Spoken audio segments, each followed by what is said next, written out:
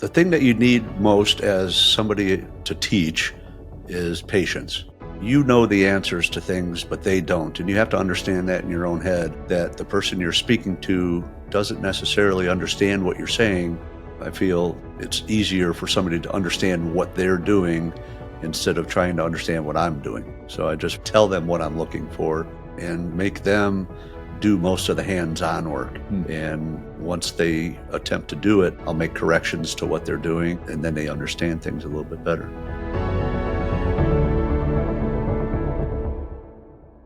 Dennis, welcome to Empowered Owners.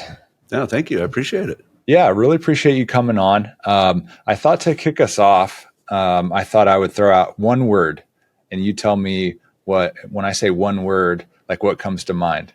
Mustangs. Shelby GT500. Which might not mean a lot to everybody. What is Shelby GT5? What did you say? 500? GT500. Yes, sir. Yeah. It's that's the cream of the crop. It's limited edition, typically about 3,000 per year. They're not even making them right now. But it's like their top level Mustang. And why do you know so much about a Ford Mustang, a Shelby Mustang like this? So what? I owned one. I owned one for a few years. Yeah. Yeah. My father-in-law got me into the Mustangs about 15 years ago, and so we've owned a few. But we had a Shelby GT500 up until recently. Yeah, and so, and I know, knowing you a little bit, I know a little bit of your backstory here, and I think something really cool about your interest in you and your wife's interest in Mustangs. You did something really neat about it, like with regards to like kind of creating community. And I was curious if you might be willing to share that story. Absolutely. So I'll make a long story short, but I ran into another young guy about my age a few years back, and we were both from the same area. And he just made a random comment that he was surprised that there wasn't a local Mustang group. So I went home that night and created one. And over the past 5 years, we built that group up to almost 1,200 people. But we put on, different car shows throughout the year for different charities. And we try to raise money for, we have a couple specific charities that we do work for, but we do toy drives, we raise money. We try to help out our local Mustang guys when they're in trouble, if they have, medical bills or anything pops up. So yeah, we've grown it quite a bit over the past 5 years. That's awesome. We might dig a little more into that during this discussion. But maybe, I guess, to double back, what do you do for Firstar Precision? Well, technically, I'm one of the Firstar engineers. I sit in the office most of the time, and I do a lot of purchasing, but I also do entering new orders, checking new prints for revisions and whatnot.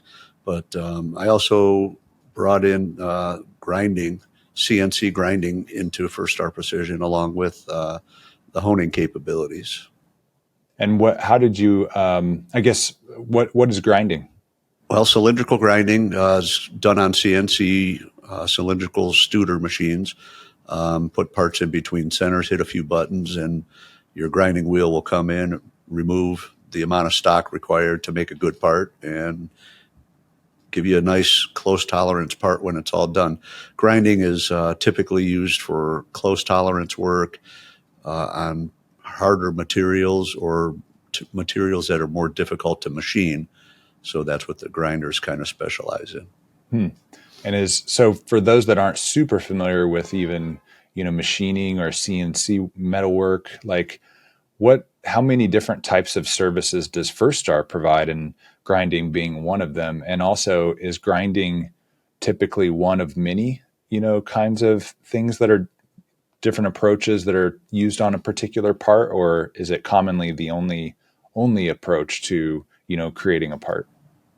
Well, to answer the first question, Firstar offers turning, milling. They also offer mill turning. They offer gear cutting. They offer EDM work. They have a wide gambit of services that they offer.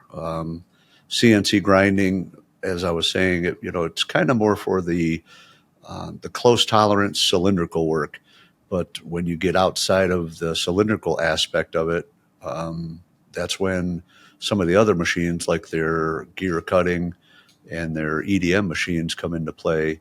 So something that you can't put in the grinder, they can kind of fixture and use just a small piece of wire to create a shape on a part that might be close tolerance for the end customer. Interesting. And so you came to Firstar, you brought grinding. Firstar didn't have grinding as an in-house service before. Correct. How did that come about? Well, long story short, Dave Tenney, about 15 or so years ago, he was looking to get grinding in-house. And the shop that I was working at, it was my dad's shop, we were selling a machine. And so he came to look at it.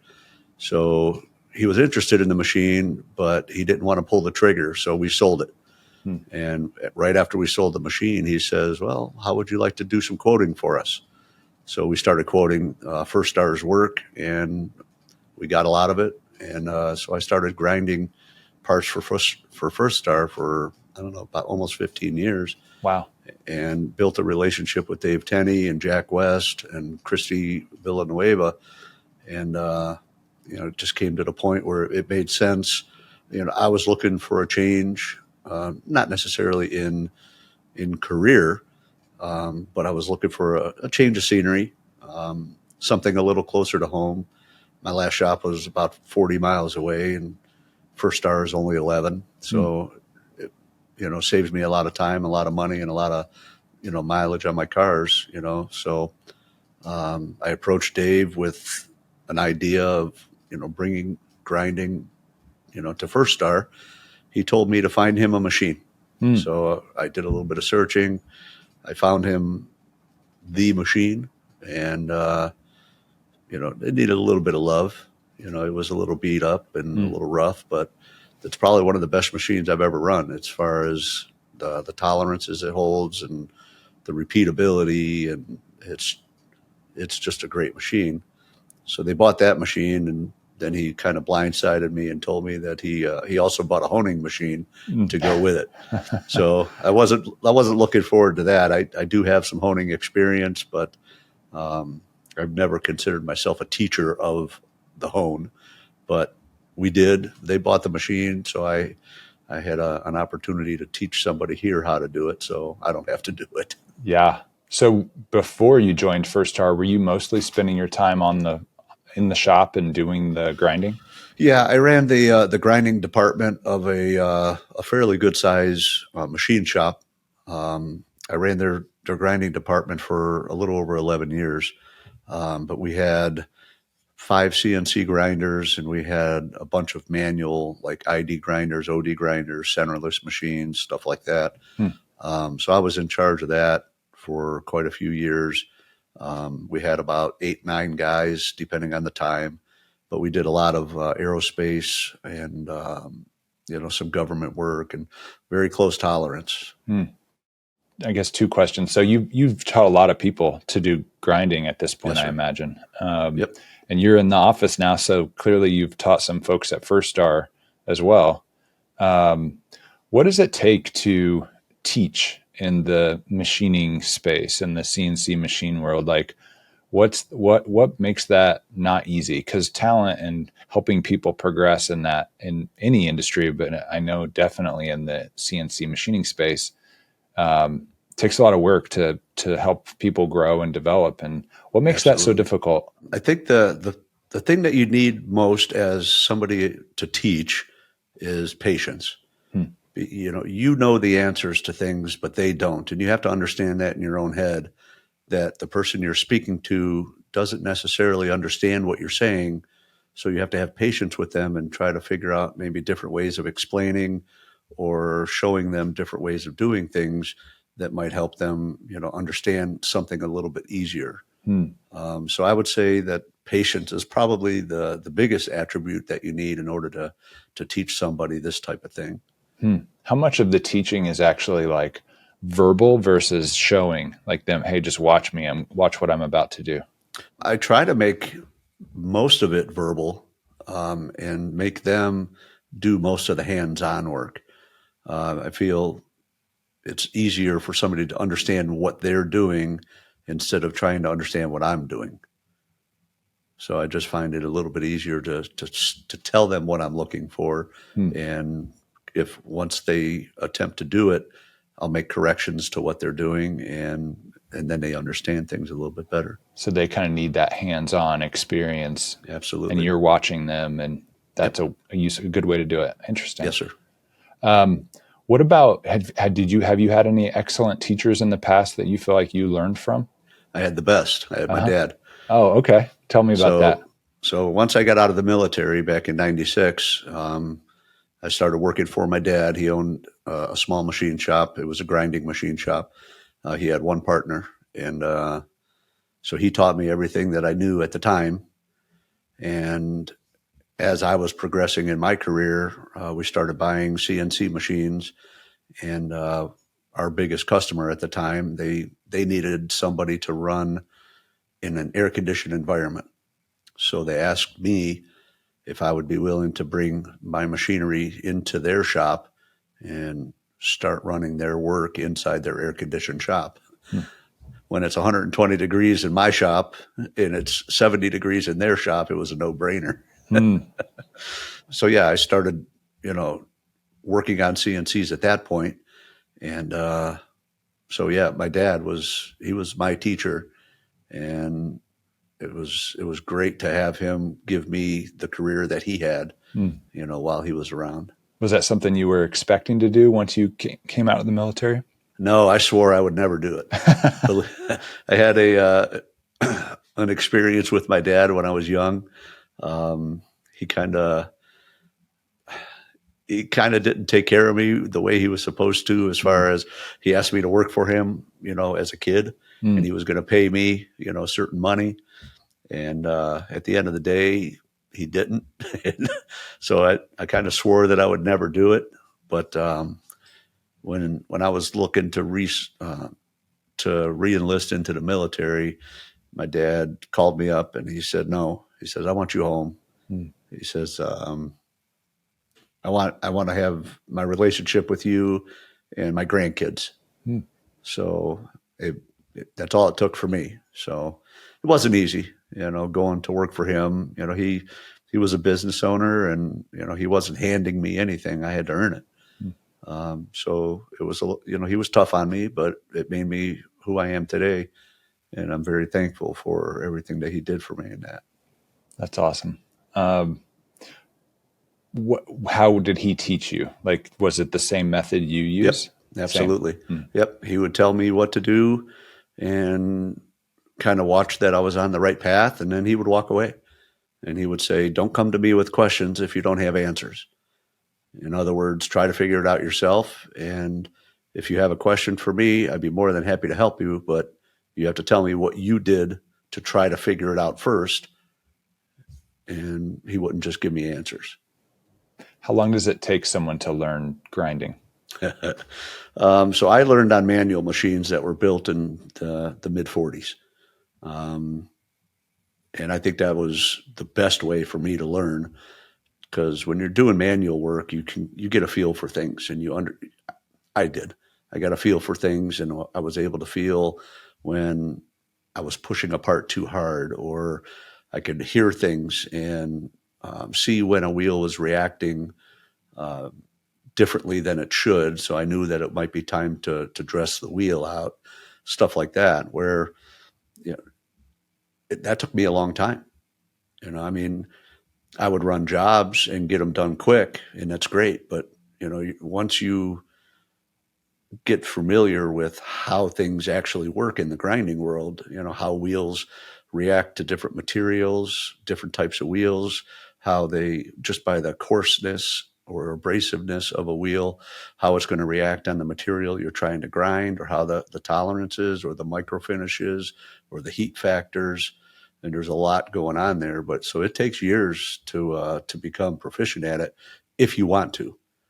There's people that, they want to learn how to program and run the CNC, and they call themselves a grinder. I mean, yeah, you're a grinder on that machine, but do you really understand what you're doing? Because programs are easy to write, and parts are pretty easy to make, because the machine does all the work. But if you had to do the work yourself, it's a little bit different. So for you, that sounds like a passion is to help people kind of Absolutely. understand the Yep. actual machine and how to really do the work. Absolutely. I don't want them to just be able to, make a quick program or run a quick job. I want them to understand what they're doing, because there's going to come a day when they're going to have to know it. And when I'm not here, I don't want them to say that guy never taught me that. I want them to understand it for themselves. Curious, going back to the military. So when you decided, well, did the military have an impact on you and kind of your change of heart in terms of openness to working with your dad? Absolutely. My dad was very supportive of me going into the military. He was my hero, as he was very supportive, and he was always on the phone with me, telling him how proud he was. So in the military, I wasn't a bad kid growing up. I didn't really get into trouble.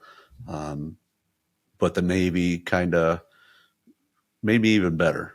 It made me a little bit more responsible, more respectful for sure. And, it made it easier for me to deal with people that I don't know. When you're calling customers, talking to customers all the time, doing quotes, presenting, your business to a potential customer, if you don't know how to talk to somebody, you can't do that. So the Navy, you get thrown onto a ship for 3 or 4 years, and then you go to another ship for 3 or 4 years with all different people. So you kind of have to adjust and acclimate yourself, right, pretty quick. So, and that helped me quite a bit. So it's really good training ground kind of for Absolutely. a career in business. Absolutely. I would recommend the military, or at least the Navy part of it. I would recommend it to anybody. It was a great experience. That's great. Is that something you and Dave Tinney and Jack West all kind of bonded over as well? I know they were military guys too. Not so much with Jack West. I really didn't talk to Jack a whole lot over the years. It was primarily when I had questions on some of his parts. If I needed answers, Dave would put me in contact with Jack, and it would go that route. But yeah, me and Dave would talk a lot about how things would be different if everybody went into the military, But yeah, it was definitely a bonding point for sure. So was that your relationship with Dave a factor in your decision to come to Firstar? It was 100%. Absolutely. No offense to anybody, but I was a little disappointed when I found out right after I came here that he was leaving. Sure. Because I was hoping to work with him, because we had a great rapport, and we worked well together over the years, and that's why I'm here today, is because I respected what he built in Firstar Precision, and he respected what I could bring to the shop. Yeah. Are you still happy with your decision though to come to Firstar? Absolutely. Yeah.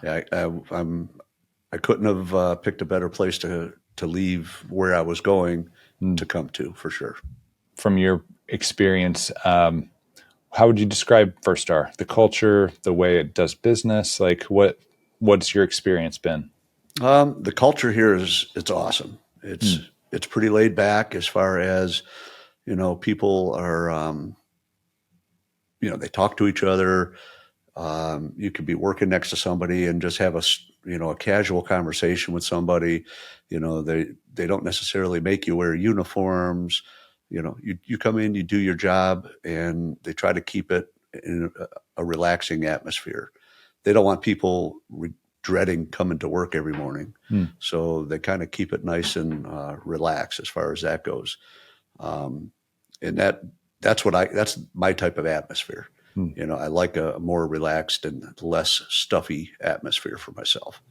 As far as how they run the business, in my position, I do get to see some of the inner workings, and they do a great job.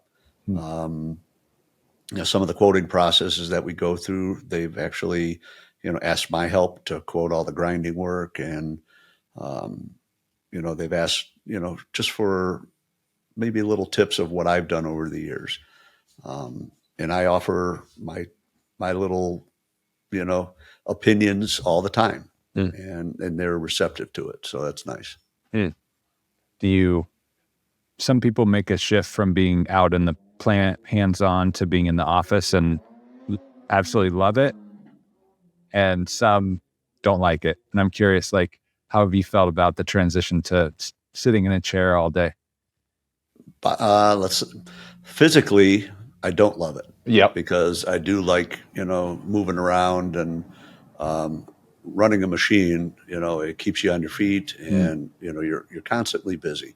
But when I started working here, 2.5 years ago, I've gained almost 25 pounds. Oh, sorry to hear that, Dennis. Yeah, I am too. Because it's hard to get back off.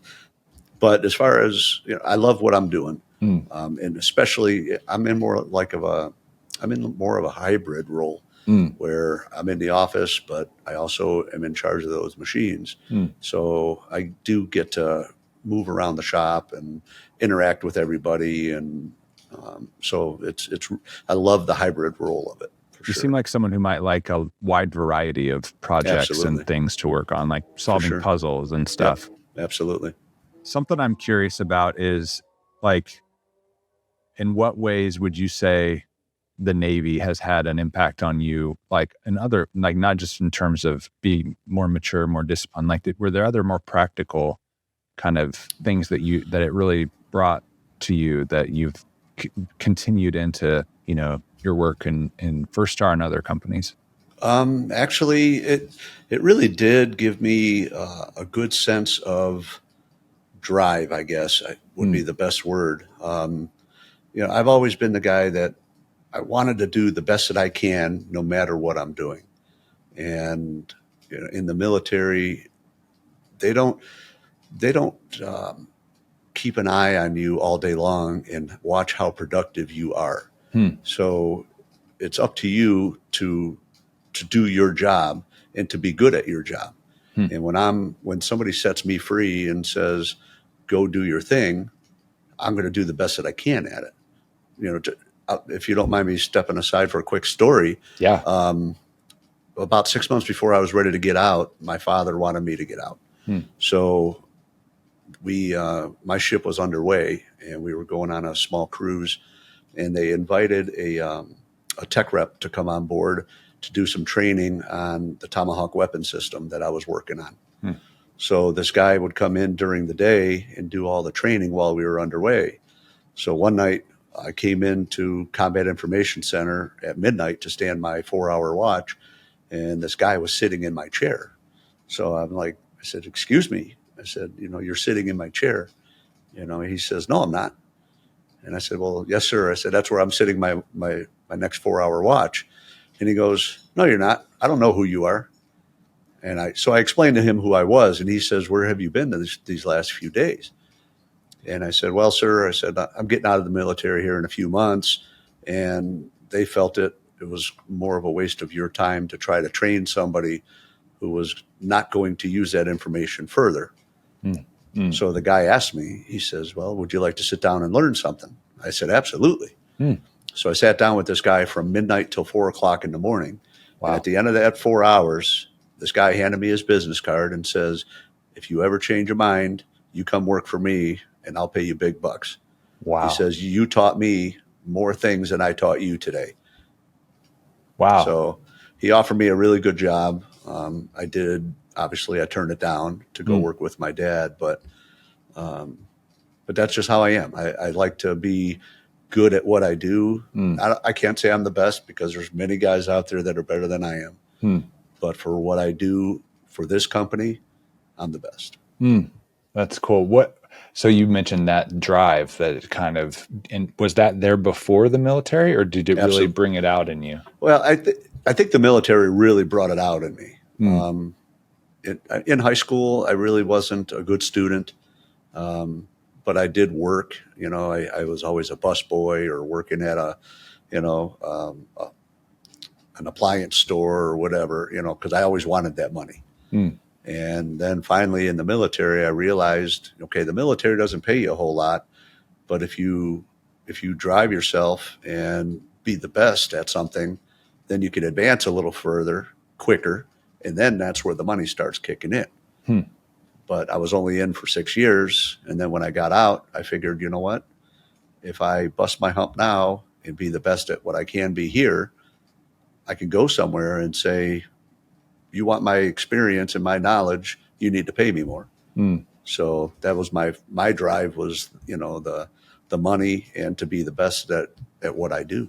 Build the skill set and then be able to contribute more and Absolutely. build the potential into your career. Yeah, that And makes be sense. worth more to the company that I'm working for. Yeah. What about employee ownership? Had you had any experience at all with like employee owned companies before Firstar? Actually, I have not. And technically, I still haven't. I've been here for 2.5 years, and I still haven't seen my first statement yet. Right, So right.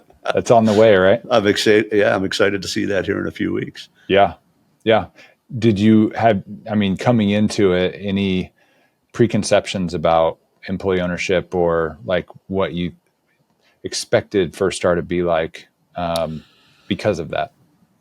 As far as preconceptions, no, because I really didn't know what to expect. But I will say that in the very first couple meetings, company meetings, we have company meeting every, like the second Wednesday of the month. But I will say the first couple meetings that I sat in, I was pretty impressed that it wasn't just Luke or Jack standing up in front, giving a spiel on, this is what's going on.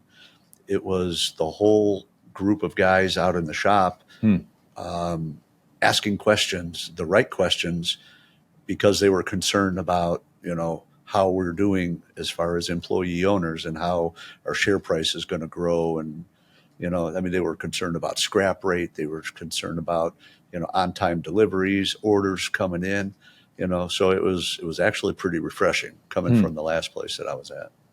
That's really cool. What kind of advice do you have for people that are curious about how they can impact a company's success? It seems to come naturally to you that you just kind of have that elevated drive. Like a lot of people, I think, early in their careers, especially, are just not sure how to feel like their day-to-day work is having an impact on the business that they actually work for. What advice would you have for people feeling like that? All I could say is you go into work and be receptive to criticism, accept any accolades that you might get, and build on it. And just just do your best. That's really what it's all about. If you want to go through life and get anywhere, just being the average guy isn't going to do it.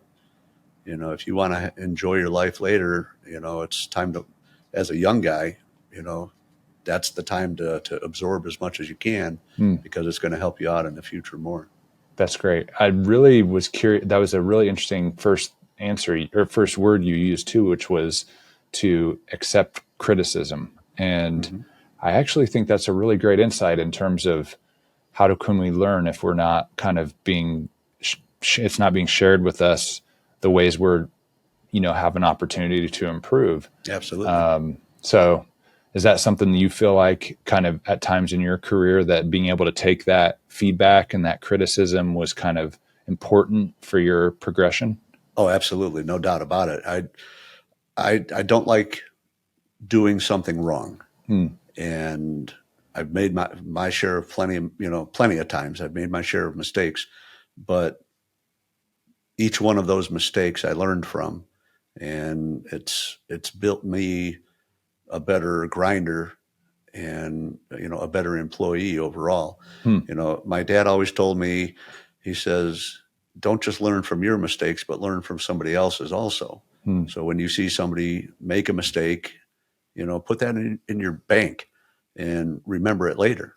And, you'll find yourself learning a lot more when you're not tunnel visioned, into just what you're doing, but to be observant and, kind of learn from everybody else too. Kind of like constantly looking for small ways to learn and improve. Yeah. Yep. Absolutely.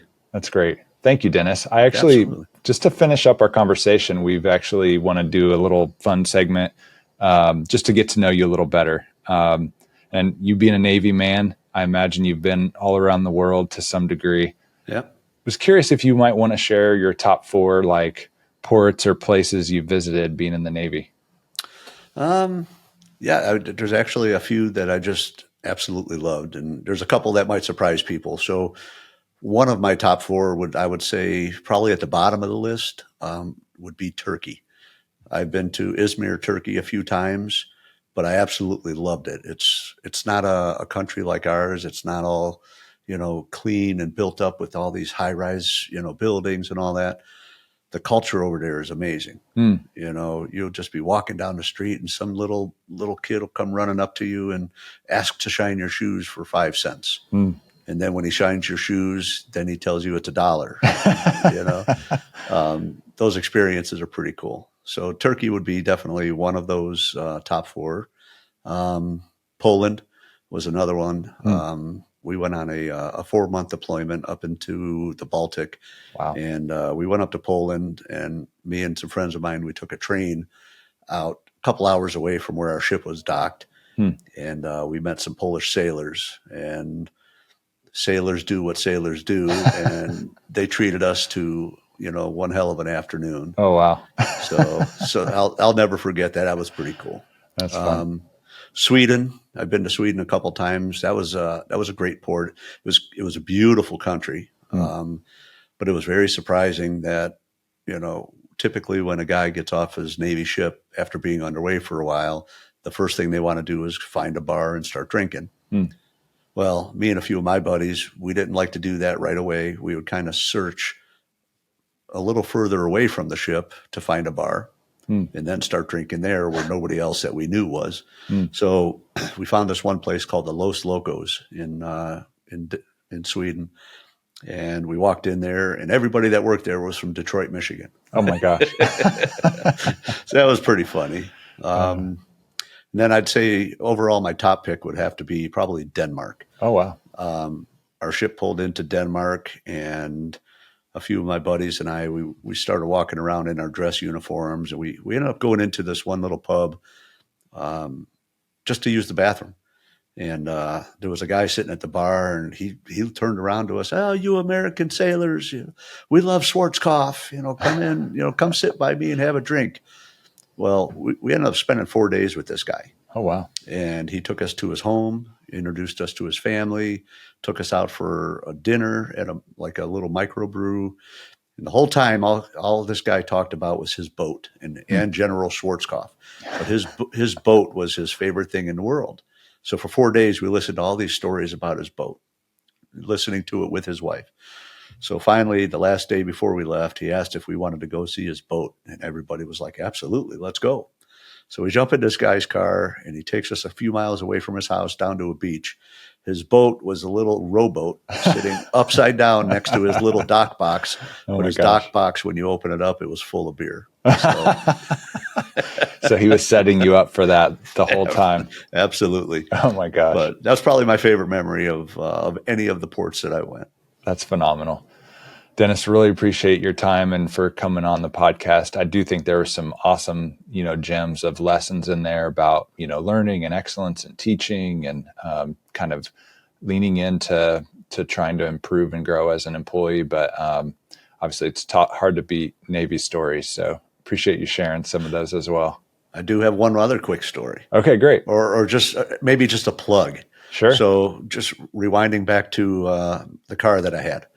So I had an orange Ford Shelby GT500, and last year there's a filming company that was looking to produce a movie, and they were looking for cars to be in this movie. So I sent this guy a personal message, and I said, hey, I want my car in your movie. So this guy says, well, let me see some pictures of your car and tell me a little bit about it. So I did. I sent him a bunch of pictures. My car was pretty special. It was an amazing car. I did a lot of work to it. So this guy comes back and he says, I want your car in my movie. Oh, wow. So just over a year ago, I spent a week at the Sandusky Speedway, which is up by Cedar Point. But I spent a week with my car up on the set of a movie that's coming out, not this coming Friday, but next Friday. Really? It's called Eeny Meeny. But it's got some a couple big stars in it. It's got Samara Weaving, which she's known for her horror scream, but it's also got Andy Garcia in it. Wow. It has Marshawn Lynch, the NFL player. Huh. But it's a movie that it's about robbing a casino. Oh, wow. But my car is in the movie. Is it a getaway car? No, but it's in the big scene at the end. Wow. I could tell you that. So keep an eye out for an orange Shelby GT500 Love and it. me. I'll be in the movie as well as an extra. Really? You might be able to see me for a quick second, but wow. We're all going to have to go watch that movie now and try to find Dennis. I think we should take the whole group of EV and just give everybody that Friday off as a, to watch the movie. They're going to love that. That's for sure. But no, it was a pretty cool experience. So, and they paid me a lot of money to do that. So that's really cool. It's actually a Hulu movie. It's going to be on Hulu. Okay. And it was put on by 20th Century Production. So it's that's not fantastic. Like some cheap movie that's going to be, forever forgotten. It's a real movie. Yeah, it's an actual movie, and it was pretty cool experience. That's so cool. Thank you, Dennis. Thanks for coming on. Absolutely. Thank you for having me, Chris. Thank you.